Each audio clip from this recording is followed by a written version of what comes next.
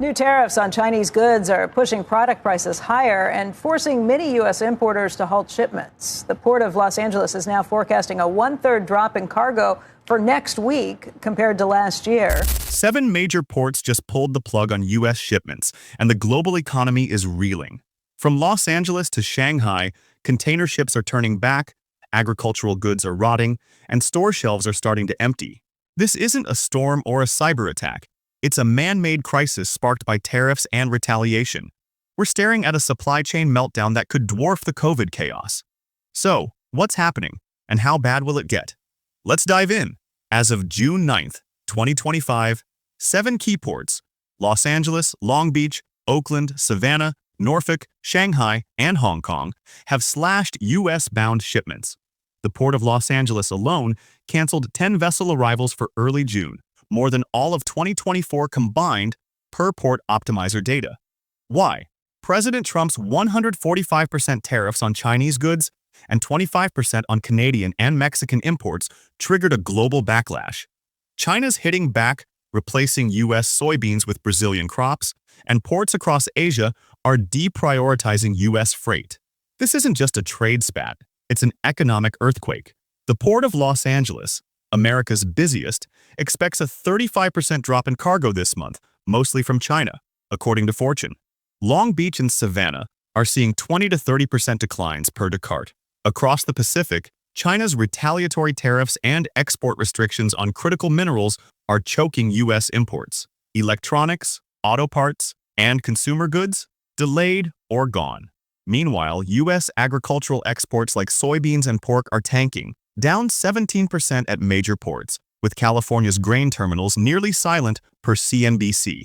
This is what a tariff war looks like. Major carriers like Mediterranean Shipping Company and Ocean Network Express have axed 6 weekly trans-Pacific routes, wiping out 25,000 40-foot containers of capacity weekly. These blank sailings, canceled voyages, are at record highs, with 30% of MSC's U.S.-bound trips scrapped in April alone. For U.S. businesses, this means no shipments, no inventory, no sales. Retailers like Walmart and Target warn of empty shelves by July, echoing COVID-era shortages. But it's not just sea freight. Air cargo from China and Hong Kong dropped 25% in days after China ended small-value shipment exemptions on May 2nd. E-commerce sellers are canceling orders, and electronics shortages are hitting manufacturers. Ford projects $2.5 billion in tariff costs, while small businesses face impossible choices: raise prices, eat losses, or close shop. One analyst put it bluntly, "We're not just running out of parts, we're running out of lanes." The ripple effects are brutal. U.S. agricultural exports are collapsing. China's buying Brazilian soybeans instead, leaving Midwest farmers with canceled orders and layoffs. Port of Oakland's Christy McKinney warned that export losses threaten jobs across dock workers, truckers, and warehouses.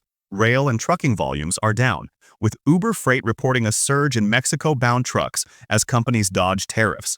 But rerouting can't replace lost markets. Brazil now dominates China's soy trade. Logistics giants are hurting too. FedEx announced 305 job cuts in Fort Worth, citing a client shifting operations per The Street. UPS and regional carriers are bracing for more layoffs as freight volumes plummet. Container chassis suppliers report idle inventory at pandemic levels. And consumers? You're already feeling it. Prices for electronics, appliances, and auto parts are climbing. One industry insider told CNN, an 8-week shipping lag could starve holiday shelves. Think Christmas with no toys or tech. This isn't just about ships, it's about trust.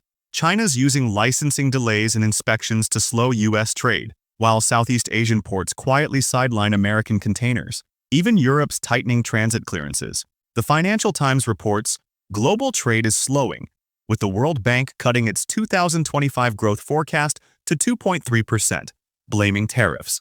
Economists warn of recession risks as supply chains buckle under policy, not demand. This is a calculated economic blockade.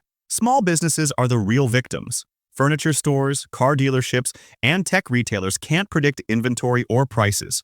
Some are quoting customers 3 price tiers: tariff-free, tariff-hit, or canceled. Planning is impossible, hiring's frozen, and expansions are off. For the middle class, it's death by 1,000 cuts: higher prices, tighter budgets, skipped purchases. One missed vacation becomes a missed car repair. These dominoes are falling fast. Here's the scariest part. There's no clear off-ramp. Trump's team calls U.S.-China talks fruitful, per Yahoo Finance. But China's vice premier, He Lifeng, stayed silent. A 90-day tariff pause might ease pressure, but the damage is done. Ports are scaling back, carriers are cutting routes, and global trust in U.S. trade is eroding. This isn't COVID 2.0. It's a policy-driven crisis with no vaccine. Will shelves stay empty? Will prices keep spiking? Drop your thoughts below. What shocks you most about this meltdown? Smash that like button, subscribe, and ring the bell to stay updated.